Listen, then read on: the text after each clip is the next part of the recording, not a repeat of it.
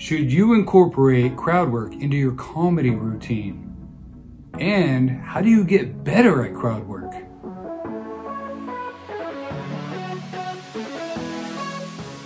Hi everyone, I'm Chris Kidder. Welcome to Kidder's Comedy Corner and a Comics Journey. I recently started dwelling on the idea of crowd work. How do we do it? How do you learn it? Some comedians are amazing at it. Have they always been great at crowd work, or is it just something they just keep working on? I recently reached out to stand-up comedians on YouTube, some that I really like. So I asked Drew Lynch, have you always been this good with crowds, or do you just slowly start talking to the crowd? Probably one of my biggest fears as a comedian is interacting with the crowd. I did once before and it paid off. I am very nervous about doing so. Drew Lynch responded, let's just say there are a lot of crowd work clips that don't get put on YouTube. It's definitely a skill you build and a muscle you have to work over and over. It doesn't always go well and you're not always funny, but you just gotta do it. You can only get over the fear by doing it more and more. And the more you do it, the times it doesn't go so well, you realize it's not that scary. Keep it up, man. It's awesome. You're going for it. So one, I was very excited that Drew Lynch responded to me. It was some great words of wisdom. I did recently try it. I am gonna show you a small clip at the end. I look forward to sharing that with you. So a question is, should you incorporate crowd work into your set? I believe you should. Being a new comic versus someone who's seasoned and might be either a feature in a show or a headliner in a show. The difference is, if you're a new comic, you're generally only gonna get 3, 5, 7-minute sets, maybe a 10-minute set, so there's not a lot of time. If you're a feature or a headliner, you might get 15, 20,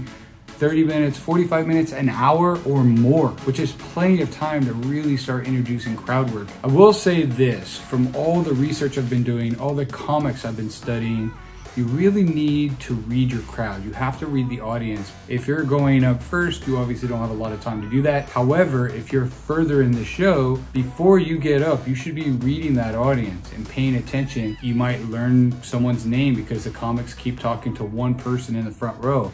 And then you can get up and start interacting with that person. If you read the crowd, then you're going to be able to tell if they're going to interact with you well or if they're not. So just before I got up at the Ice House, there was a comedian and he was talking about part of the crowd being autistic. Now I saw a big chunk of people who were sitting directly in front of him in the front row all get up and leave during his show. This was a little odd. Some would say it's rude to do that. However, I was like, great, I'm performing to a bunch of empty seats directly in front of me. However, when I started getting up, a bunch of these people came back and sat down. So I referred to them as potentially being the autistic section. There you go. Good, you guys are back. Welcome. I was afraid that this was the autistic section and Nick scared him away. Right? But it isn't, right? I mean, I'm glad you're back. I'm glad you're back. Now, I didn't call them autistic per se. I was just making a reference to the previous comic. I think that's one way you can interact with the crowd. If you listen to comedians before you, right, and they start interacting with the crowd, you can use that in your set. When you get up there, you have that information, and you might find someone in the audience, you already know their name, you know their occupation because a previous comic was talking to them. And this is one way you can incorporate some crowd work. That's already easy because you already have some information on the crowd before you get up there. Also, crowd work is such a great tool. I believe it's a great tool to learn, and one thing I want to start getting better at because it's another tool in your toolbox. Honestly, it's one way to make the audience feel like the show is custom tailored to them. When you start interacting with them and they start discussing things back with you, obviously that's something that's unique to that particular room. If you can find the funny, if you can bring something really funny to that room at that given moment, the crowd is gonna love it. So how do you get good at crowd work, right? This is one of the questions I had, and when I reached out to comedians, they all say the same thing. It doesn't happen overnight. It's not something that's easy and you're gonna learn immediately. Essentially, there's no easy way to learn it. And like any other skill, it takes practice. practice, practice, practice, right? So the more you do it, the more you exercise that muscle, and the better and faster you get at doing it. So this is one thing I have to learn and just start doing it. Also, I think if you forget your set, this is a great way to rant or talk with the audience. If you forget what your punchline is, or if you forget your joke, or you just completely draw a blank, tell the crowd that. Tell them like, ah, shit, I forgot. Like, oh, darn, I forgot my set. You'll probably get a laugh out of that, and then just start having a conversation with the crowd. You can go to the person in front of you. Hi, sir, what's your name? John? John, nice to meet you. What do you do for a living? Oh, you're a dentist? Great.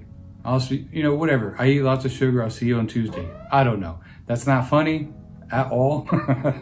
But my point is you can start a dialogue. And once the dialogue starts, then you start getting better at inserting jokes. Whether you're insulting them or you're insulting yourself, self-deprecation, right? These are ways you're gonna start finding funny jokes. And then honestly, like when you go back and you rewatch your set, then you can start building a set around that. It's a great way to find possible new material. So this week, it's just a shorter video. I want you guys to enjoy this small clip. It is a show that I did at the dojo at the Sycamore Tavern here in Hollywood, California. Now just to set you up, the comic who was up before me, his name's Daniel G. Garcia, and he's a fantastic comic. He got up and started talking about his experiences as a gay man, and he said, well, one of his bucket list items was to sleep with a woman.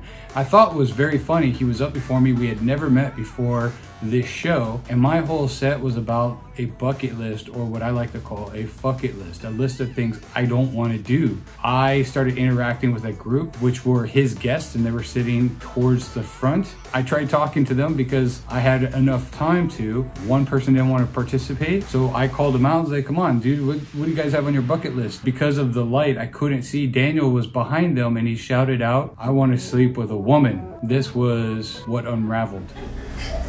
Daniel has a bucket list. Man, what's your name? Yeah. Andrea? Yeah. Andrea, do you have a bucket list? No. You know, someone had to say well as a bucket list. What do you want to do before you die? Shout it out. Have sex with a woman. Have sex with a woman. There you go. Yeah, that's Daniel's bucket list.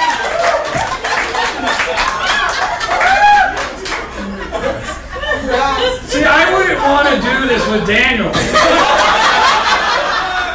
Because I'd probably end up with this dick in my mouth.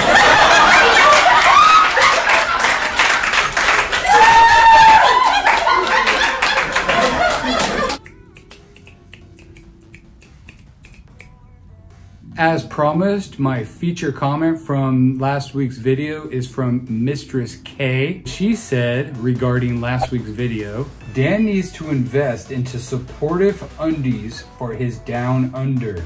Well, Mistress K, I agree with you 100%, and I would say the 600 students on the football field would agree as well.